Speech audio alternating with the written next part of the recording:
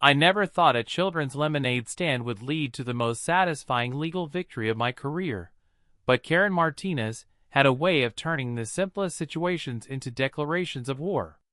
As the Willowbrook Estates HOA president, she treated our quiet suburban neighborhood like her personal kingdom, and every homeowner as a subject who needed constant reminding of their place.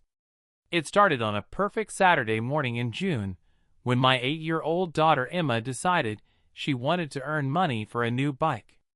She'd been begging for weeks to set up a lemonade stand, and I finally agreed. We spent Friday evening painting a cheerful yellow sign that read, "Emma's Fresh Lemonade," in bright blue letters. Saturday morning, we arranged a small folding table on the grass strip between our driveway and the sidewalk, technically still on our property, but visible to the occasional jogger or dog walker who might want a cold drink. Emma was so proud of her little business venture. She'd calculated that if she sold cups for 50 cents each, she'd need to sell 200 cups to afford the purple bike she'd been eyeing at the local shop. Her enthusiasm was infectious as she arranged paper cups and stirred fresh lemonade in a clear pitcher, adding just the right amount of sugar the way her grandmother had taught her. The setup was perfect. Emma wore her favorite sundress and had tied her hair back with a bright yellow ribbon that matched the sign. She'd even made a small cash box from a decorated shoebox, complete with compartments for quarters, dimes, nickels, and pennies.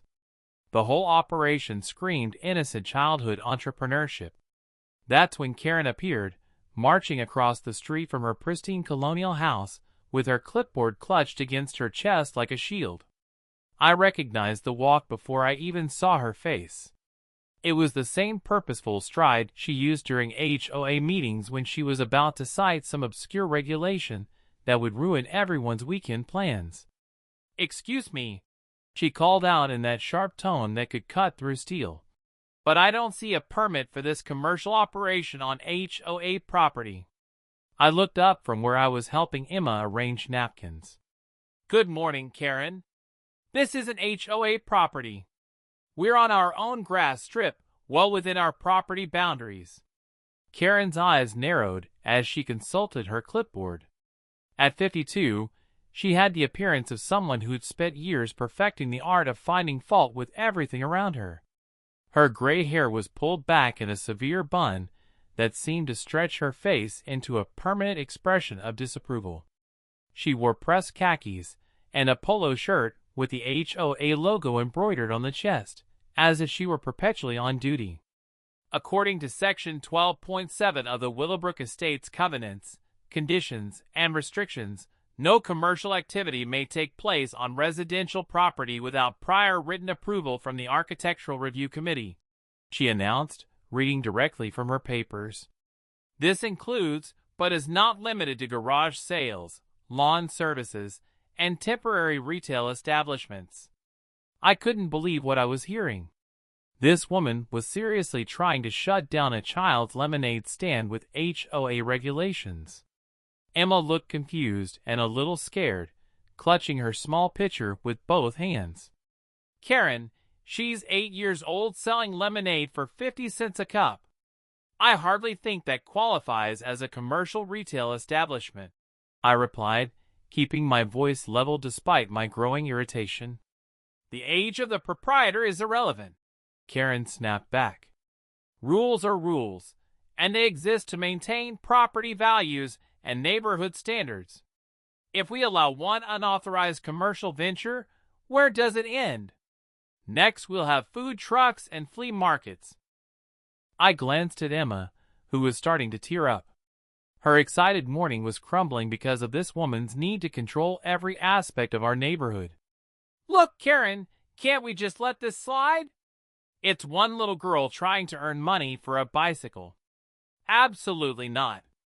The stand needs to be removed immediately, or I'll have no choice but to issue a violation notice and begin the fine process." Karen's voice rose slightly, attracting the attention of neighbors who were beginning to emerge from their houses to see what the commotion was about. That's when I made my first mistake. I tried to reason with her. What if Emma moved the stand to our front porch? Would that satisfy the technical requirements while still letting her run her little business? Karen shook her head vigorously. The porch is still visible from the street and therefore subject to the same commercial activity restrictions. The only acceptable solution is complete removal of all lemonade-related materials from any visible area of your property. Emma started crying then, quiet tears rolling down her cheeks as she realized her dreams of earning bike money were being crushed by this terrible woman who seemed to hate children having fun. I put my arm around my daughter's shoulders and felt my own anger beginning to build. Karen, you're being completely unreasonable.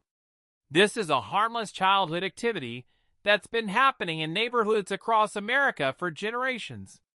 I don't care about other neighborhoods, Karen replied coldly. I care about this neighborhood and maintaining the standards that make Willowbrook Estates a desirable place to live. Commercial activity degrades property values and sets dangerous precedents. Other neighbors had gathered now, watching this absurd confrontation unfold.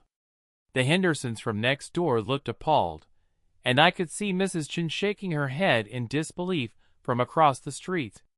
Even Mr. Peterson, who usually minded his own business, had stopped his morning jog to stare at Karen with obvious disgust. You have 30 minutes to remove this unauthorized retail operation, or I'll be forced to take official action, Karen announced loudly enough for everyone to hear. Then she turned on her heel and marched back toward her house, clipboard still pressed against her chest like armor. I looked down at Emma, whose small shoulders were shaking with disappointment and confusion. Why is she so mean, Daddy? I just wanted to sell lemonade like the kids in my books. That broke my heart. Here was my little girl, trying to understand why an adult would be so cruel about something so innocent and pure. I knelt down and hugged her tight, promising we'd find another way for her to earn money for her bike, but the damage was already done. We started packing up the lemonade stand, Emma moving slowly and sadly as she placed each cup back in its box. The neighbors began to drift away, shaking their heads and muttering about Karen's latest power trip. I made a mental note to remember their reactions, filing away each disgusted expression and sympathetic comment for potential future use. Just as we were folding up the table, Karen's white sedan came speeding down the street. I looked up, assuming she was leaving to run errands, but instead of continuing past our house, she turned sharply into our driveway. The car bounced slightly as it mounted the curb, then rolled directly over the small area where Emma's lemonade stand had been set up just minutes earlier. The crushing sound was unmistakable. Karen had deliberately run over Emma's signs, the small decorative flowers we placed around the table area, and the chalk drawings Emma had made on the sidewalk to advertise her business. She stopped the car, rolled down her window, and called out, "Just making sure there's no remaining evidence of commercial activity on residential property." Emma let out a small cry of shock and ran into the house. I stood there in my driveway, watching Karen reverse her car and drive away, pieces of my daughter's carefully painted signs scattered across the pavement like confetti. But it wasn't sadness I felt in that moment. It was something much more dangerous. The cold, calculating anger of someone who just realized they were dealing with a person completely devoid of basic human decency. That's when Karen made her fatal error. She'd assumed I was just another suburban homeowner who would complain quietly and then move on with life. She had no idea that I had spent the last 15 years building a commercial real estate development company, or that my law degree and MBA had taught me exactly how to research property records, zoning laws, and municipal regulations. She certainly didn't know about my connections with city planners, my friendship with the county assessor, or my partnership with one of the state's most successful land development firms. Karen had just declared war on someone with the resources, knowledge, and motivation to fight back on a scale she couldn't possibly imagine. And unlike her petty HOA power trips, my response was going to be perfectly legal, completely devastating, and absolutely permanent. I spent the rest of that Saturday comforting Emma and researching. While she worked on art projects and tried to forget about the mean lady who destroyed her lemonade stand, I dove deep into property records, HOA documents, zoning regulations, and municipal development codes. By Sunday evening, I had a plan that would turn Karen's own obsession with rules and regulations into the instrument of her complete downfall. The first step was understanding exactly how the Willowbrook Estates HOA operated. I downloaded every document from their website, requested copies of all meeting minutes from the past 5 years, and studied the original development agreements that had established our neighborhood. What I discovered was fascinating and immediately useful. Karen had been HOA president for 3 years, elected primarily because no one else wanted the job. But her interpretation of the rules was often more restrictive than what was actually written in the official documents. She'd been making up additional regulations and presenting them as official HOA policy, counting on the fact that most residents wouldn't bother to research the actual legal requirements. More importantly, I discovered that Karen's house sat on a lot that had several unique vulnerabilities.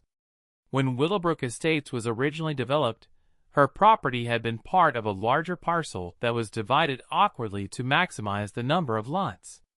This had created some unusual easement situations and property line configurations that most people would never notice or care about. But I wasn't most people. I was someone with extensive experience in commercial property development, and I could see opportunities where others saw only suburban lawns and driveways. Tuesday morning, I made my first move. I contacted the county planning department and requested a complete survey of all properties adjacent to Karen's house, including detailed information about easements, setbacks, and any undeveloped parcels in the immediate area. The planning office was extremely helpful, especially when I mentioned I was considering some residential development projects in the area. What they told me was even better than I'd hoped. There was a small, undeveloped lot directly behind Karen's property that had been overlooked during the original neighborhood development. It was technically outside the HOA boundaries, zoned for light commercial use, and had never been built on because of its unusual shape and size. The previous owner had been a development company that went bankrupt before completing their projects, and the lot had been tied up in legal proceedings for years. Those legal proceedings had recently concluded, and the lot was now available for purchase at a very reasonable price.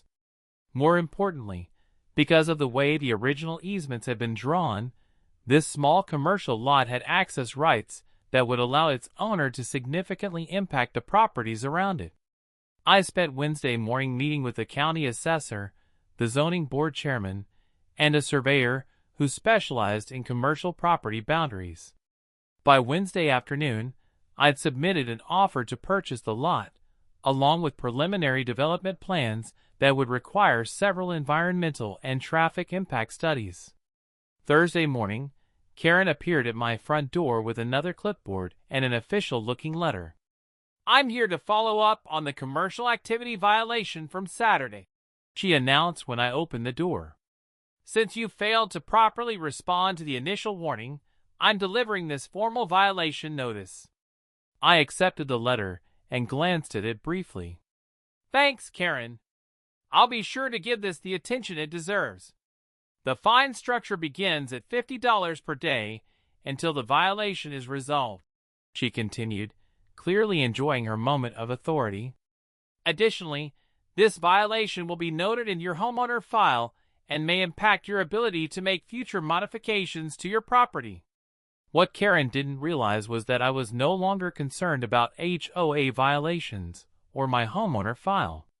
In fact, her continued harassment was providing me with additional documentation that would be useful for the next phase of my plan. "I understand," I replied calmly. "Is there anything else?" Karen seemed disappointed by my lack of reaction. She'd probably expected me to argue or plead for leniency.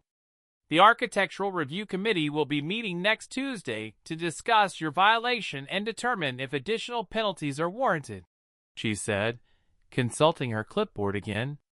"That sounds fine. I'll make sure to attend if I'm available." As Karen walked away, clearly frustrated by my calm response, I was already composing the next series of phone calls I needed to make.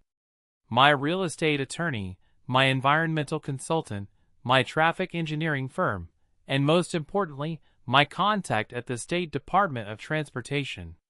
Friday morning brought the news I'd been hoping for. My offer on the commercial lot had been accepted, and I could close on the property within 2 weeks. More importantly, my preliminary research had been confirmed by professional surveys and legal reviews. The small lot I was purchasing had some very interesting legal characteristics that were about to become extremely relevant to Karen's daily life. The key was something called a prescriptive easement, combined with historical access rights that dated back to the original land development in the 1970s. When Willowbrook Estates had been built, the developers had needed to create access routes for construction vehicles and utility installation. Some of those access routes had never been formally abandoned, which meant they could potentially be reactivated under certain circumstances. The law is very specific about these situations. If a property owner can demonstrate legitimate commercial need for access routes that were established in previous development phases, and if those routes don't significantly impact residential safety, then historical easements can be enforced even decades later. I spent the weekend finalizing my development plans and preparing the legal documentation that would turn my small commercial lot into Karen's worst nightmare. By Monday morning, I was ready to file the permits that would begin the most legally complex and strategically devastating response to a lemonade stand complaint in suburban history. The beauty of my plan was its perfect legality. Everything I was about to do was completely within my rights as a property owner, fully compliant with all local and state regulations, and absolutely impossible for Karen or the HOA to prevent. I was going to use the same system of rules and regulations that Karen loved to weaponize against her neighbors, but I was going to use them on a scale that would make her petty HOA violations look like children's games. Tuesday morning, while Karen was preparing for her Architectural Review Committee meeting to discuss my lemonade stand violation, I was at the county planning office filing permits for a mixed-use commercial development project. The project would include a small retail space, parking area, an access road that would need to connect to the existing street infrastructure through historical easement routes. Those historical easement routes ran directly through Karen's backyard, along the side of her house, and connected to the street right in front of her driveway. According to the original development documents, these routes could be reactivated for legitimate commercial purposes with proper permits and environmental clearances. Wednesday morning, Karen received her first official notice from the county planning department. It informed her that an adjacent property owner had filed for commercial development permits that would potentially impact her property through the exercise of historical easement rights. She had 30 days to review the plans and file any objections, but since the easements were legally established and the proposed development met all current zoning requirements, her options for stopping the project were extremely limited. I imagine Karen's reaction when she opened that letter was similar to mine when I watched her drive over Emma's lemonade stand. Except my shock had turned into determination, while hers was about to turn into helpless rage. Thursday brought the Environmental Impact Assessment team to survey the easement routes. This required them to walk through Karen's backyard with measuring equipment, take soil samples, and mark the exact boundaries where the new access road would need to be constructed. Karen stood at her back window, watching strangers in hard hats and safety vests map out a path through her carefully maintained garden. Friday brought the traffic engineering consultants, who needed to assess how the new commercial access road would integrate with existing neighborhood traffic patterns. This required them to set up monitoring equipment in front of Karen's house and conduct vehicle counts throughout the weekend. By the following Monday, Karen was at my door again, but this time she wasn't carrying a clipboard. She was carrying a thick folder of documents and wearing an expression that suggested she was beginning to understand the magnitude of what was happening to her. "What exactly are you planning to build on that lot?" she demanded without any pretense of politeness. "A small commercial development," I replied calmly. "Nothing too elaborate. Just a retail space with appropriate parking and access infrastructure." "The county says you're claiming easement rights through my property," Karen said, her voice rising slightly. "That can't be legal." Actually, it was completely legal, and Karen was about to discover just how comprehensive my research had been. But I wasn't ready to reveal the full scope of my plans just yet. I wanted her to suffer through the uncertainty a little longer.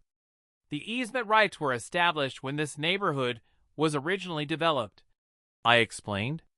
"I'm simply exercising legal rights that have existed for decades but were never utilized." "But there's no road through my backyard," Karen protested. "There's never been a road through my backyard." "Not yet," I agreed. "But the easement documents clearly establish the right to construct necessary access infrastructure for commercial development on adjacent properties. My attorneys have reviewed everything very carefully." Karen's face was turning red, and I could see her hand shaking slightly as she gripped her folder. "This is ridiculous. I'll fight this. The HOA will fight this." "That's certainly your right," I said.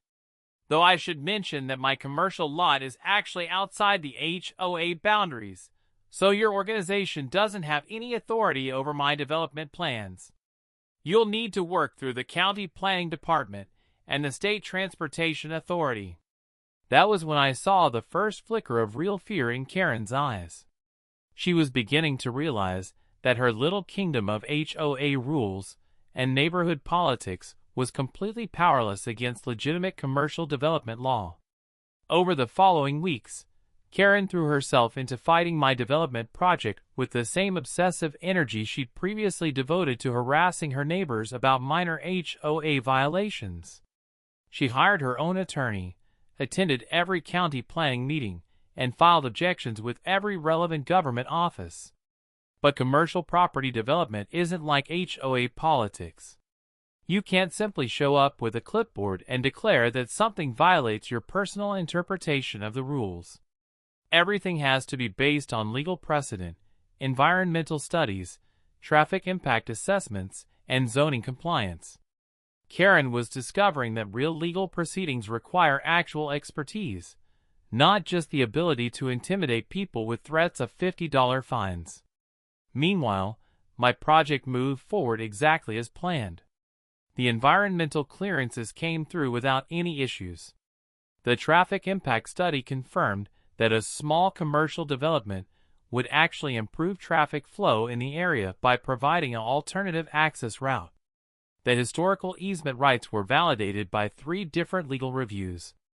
Most satisfying of all, I was documenting every step of the process with the same obsessive attention to detail that Karen had used when she filed her lemonade stand violation.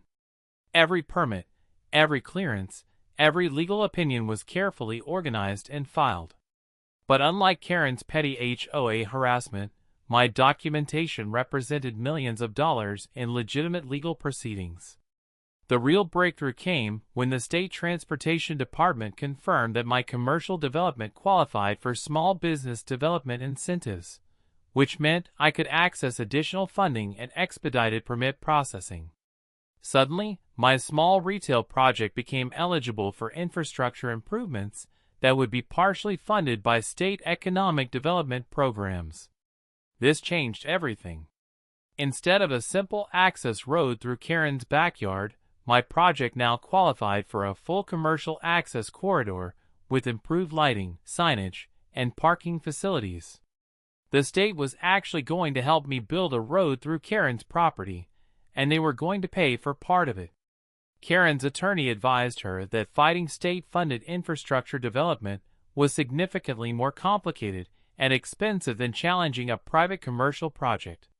She could continue her legal objections, but she'd be fighting the State Transportation Department, the County Economic Development Authority, and the Small Business Administration simultaneously. I almost felt sorry for her at this point. Almost. Then I remembered the look on Emma's face when Karen deliberately drove over her lemonade stand, and my sympathy evaporated completely. The construction permits were approved on a Thursday morning in late September. That afternoon, I received a call from the county planning office informing me that construction could begin the following Monday. The access road would take approximately 6 weeks to complete, with most of the work taking place during normal business hours. Friday morning, I walked across the street to Karen's house and knocked on her front door. She answered immediately, as if she'd been watching for me from her window. "The construction starts Monday," I informed her politely. "I wanted to give you advance notice, so you can make any necessary arrangements." Karen stared at me for a long moment, her face cycling through expressions of anger, disbelief, and desperation. "You're really going to do this? You're going to destroy my backyard because of a lemonade stand?" "I'm going to exercise my legal property rights to develop a small commercial project," I corrected. "Just like you exercised your HOA authority to issue violation notices for unauthorized commercial activity." The irony was perfect. Karen had complained about Emma's lemonade stand being an unauthorized commercial activity. Now she was about to have actual, permanent, state-funded commercial activity running directly through her backyard. "This is insane," Karen whispered. "The road will be right outside my kitchen window. There will be trucks and cars and noise and lights. The access road will be built to all applicable safety and noise standards," I assured her. "And the lighting will be energy-efficient LED fixtures that meet state requirements for commercial access routes." "But why?" Karen asked, her voice cracking slightly. "Why are you doing this to me?" I looked at this woman who had terrorized our neighborhood for years with her petty power trips and arbitrary rule enforcement. This woman who had made children cry over lemonade stands and fined elderly residents for having the wrong shade of mailbox paint. This woman who had driven her car over my daughter's dreams just to prove a point about commercial activity regulations. "Because, Karen," I said calmly, "rules are rules, and they exist to maintain property values and neighborhood standards. If we allow unauthorized commercial activity to go unchallenged, where does it end?" I used her exact words from that Saturday morning when she destroyed Emma's lemonade stand. The recognition in her eyes was immediate and devastating. Karen's face went completely white as the full scope of what I'd accomplished began to sink in. She wasn't just losing her quiet backyard. She was losing her sense of control, her position of authority, and her ability to terrorize her neighbors with impunity. Most importantly, she was learning that there were consequences for bullying children and destroying innocent dreams. "You planned this," she breathed.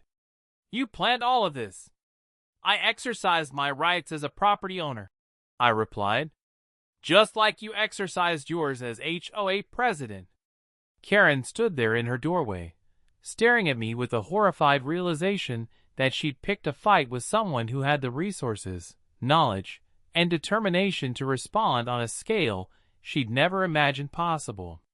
Her little clipboard and her $50 fines and her architectural review committee were completely powerless against commercial property law, state transportation authority, and economic development programs. The woman who had spent years making her neighbors' lives miserable with petty rule enforcement was about to spend the rest of her life listening to commercial traffic drive past her kitchen window, courtesy of the historical easement rights she'd never known existed. And it was all completely legal.